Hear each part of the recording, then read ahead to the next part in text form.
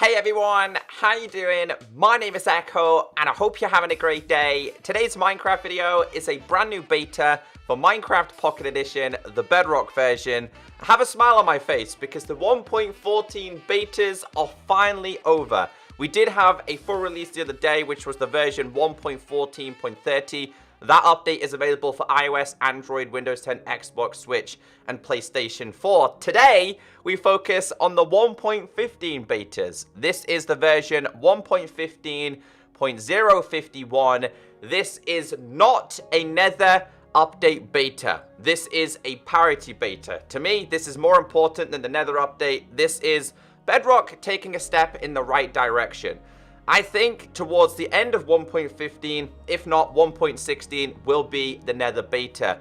Now, again, this is to focus on parity. In case you guys do not understand what parity means, this means putting the Bedrock version, this version of Minecraft, on par with Java, down to missing functionalities, blocks, items, etc. Things like 3D drops are finally available in this version. I don't expect this to be a super long beta.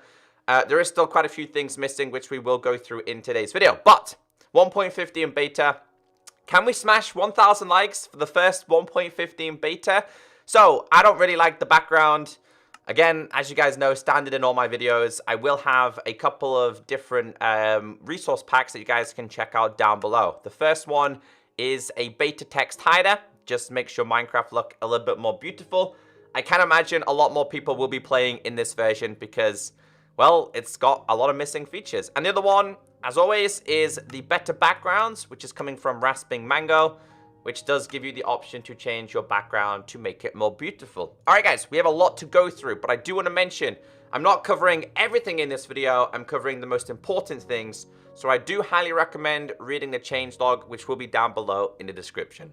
Let's go through all the changes and the new features. So again, guys, remember, not everything from Java has made it onto this version. Things like banners and shields, not available yet. Banner waypoints, not available yet. But again, we will be seeing betas every single week, so there's always the possibility of those things being introduced. The first feature we are checking out today is to do with fence gates. Now, previously, before this, you could not put fence gates above anything that was kind of missing underneath. Basically, whenever you place down this, if you were to break this, that would also break as well. This now works correctly. You can open and close it and do whatever you want for it. There's going to be a lot of features today that you'd be like, oh my god, I never realized that they were not in this version of Minecraft. That is the first one. Now, this next one is very beneficial because it's been annoying me for a long time. Dispensers. You can finally make these, as we're rudely interrupted, with broken bows. So, for me, I've got a skeleton farm. It's so annoying, or even an AFK fishing farm, it's so annoying having broken bows. You would have to use a fully repaired bow in order to get this.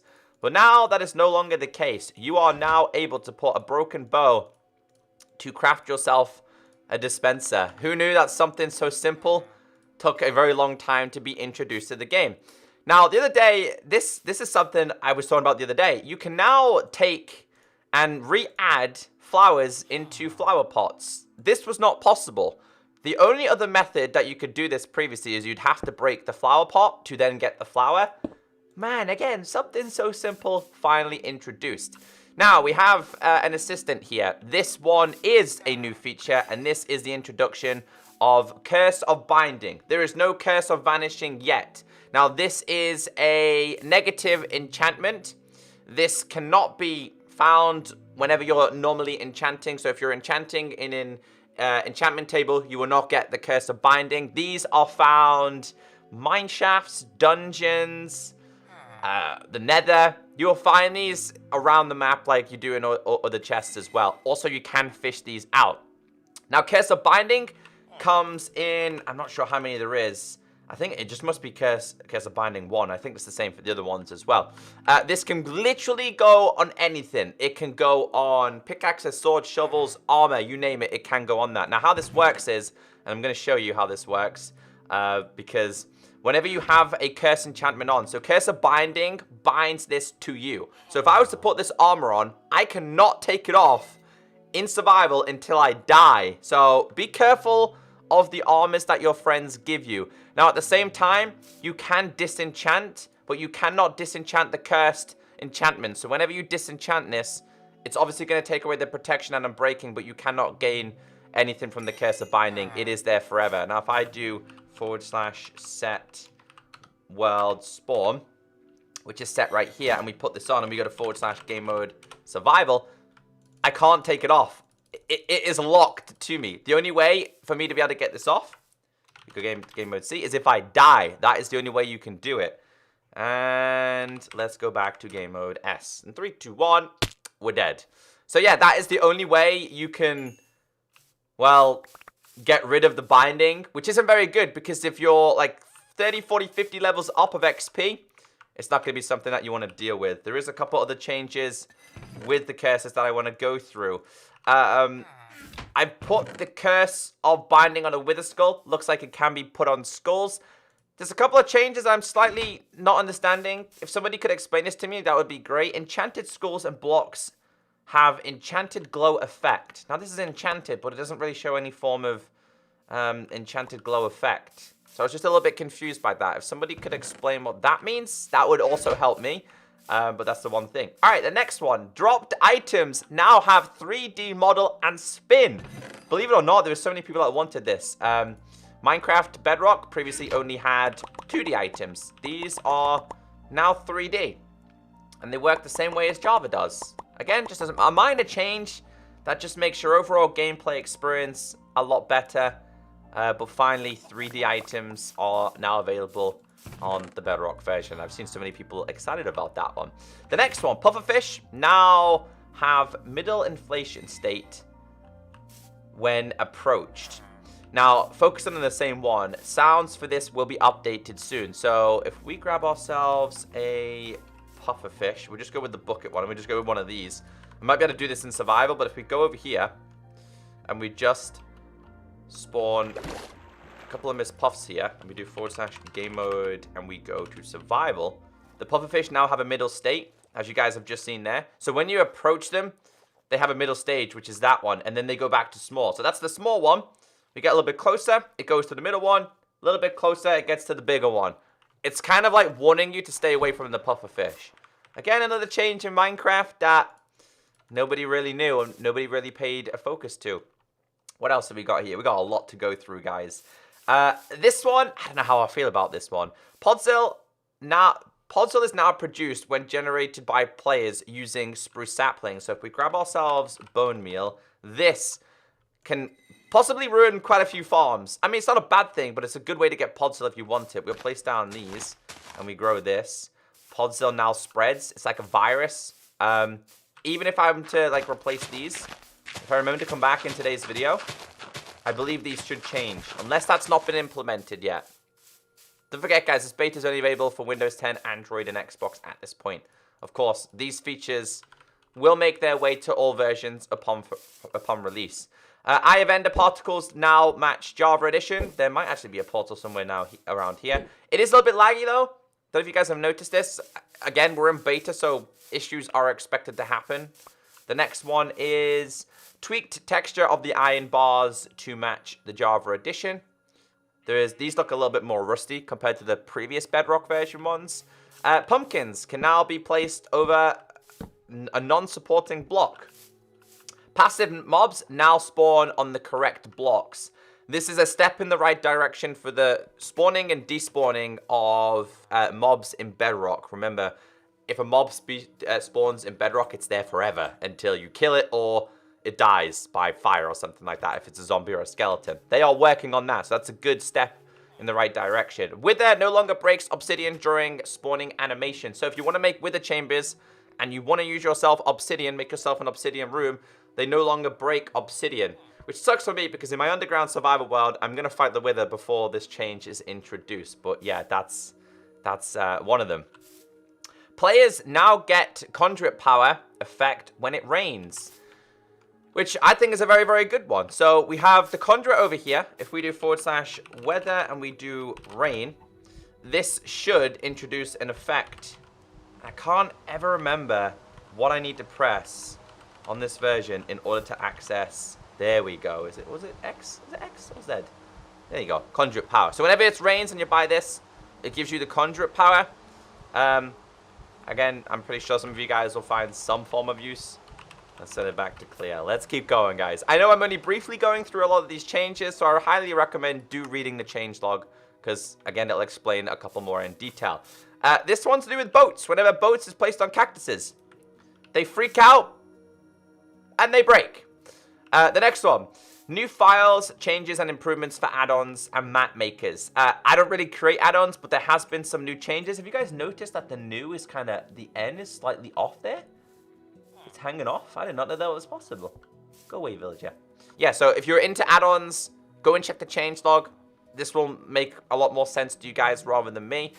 Crashes / performance fixes. There's been about 10 of those. The next one, added missing text for locked map in cartography table. Transition from swimming to running on land, now a lot smoother. And I noticed this one. So whenever you're swimming in water, the transition's a lot better. Instead of you instantly swimming in water, you're now phased into it. Do you know what I mean? It's the same for going on land, which I think is a much better experience. I'm not sure if this was a parity. I think this was more of a bug fix than anything else, but that is something that has changed.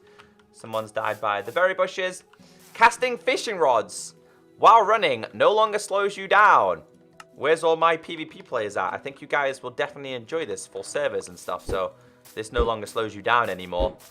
Again, these are minor changes that I didn't know slowed down the Minecraft player, but they previously did, so I like this change. I think it's a pretty good one. The next one is to do with whenever you get berries from a berry bush, it consistently gives you the correct amount. So we've got 3 there. We'll just grab ourselves bone meal again. And if we bone meal this, and then we take it again, we should have 6. So yeah, it gives you the correct amount when harvesting every single time. I think it was just not always the same. Players no longer... I spelled wake wrong. Players no longer wake up with heads in blocks. So the sleeping pattern for a Minecraft player is a lot better. This will also... I'm hoping this is also going to be the same for villagers. I've had a lot of villagers, like, if I put them on top of slabs, they will wake up in a slab and die eventually. So yeah, I hope that's also the same for that. Raid bar will reappear when returning from dimension. So if you're returning from the nether and you did have a raid, you can no longer escape the raid anymore. Same if you go to the end. It will return and it will pop up at the top very, very slowly and be like, okay, the raid is still there. Other changes. Fix bug preventing redstone going through barrels for my redstone players. TNT no longer drops as item when exploded. Explosions now deal damage in water. Now, I don't know if this was actually a thing on the Java version, but I want to test this. So basically, creepers / game mode. We need, yeah, we change this and go to game mode S. Come on, come on. There we go. And the creeper explodes. It now deals damage in water. Again, I don't know if this was something that happened previously. Oh, okay. I don't know if this is something that did happen previously, but it happens now. There was a little bit of a discussion on social media about that one. How do you guys feel about that one? Let me know in the comment section. Mobs / items, if dropped on a cactus, now are destroyed. I didn't know that, guys. So if you drop an item on a cactus, whatever it is, it will break. If it's your really good pickaxe, it will break. So be very, very careful. It's going to be the same for mobs. And since the creeper just blew us up, I think we use the creeper as an example here. There you go. So they will take damage. How powerful is the cactus? He doesn't seem bothered. And there you go. He died and his items were lost. Increased golem spawn rate. Fixed jumping animation of tamed horses. Blaze's pathfinding improved. This can make the nether a little bit more challenging.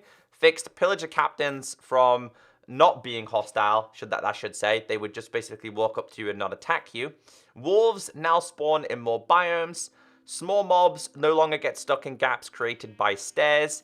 Villager movement improved when raiding happens. I spelled that wrong as well. Mobs no longer shake when entering a minecart. Tweaked squid rate, spawn rate, and cap.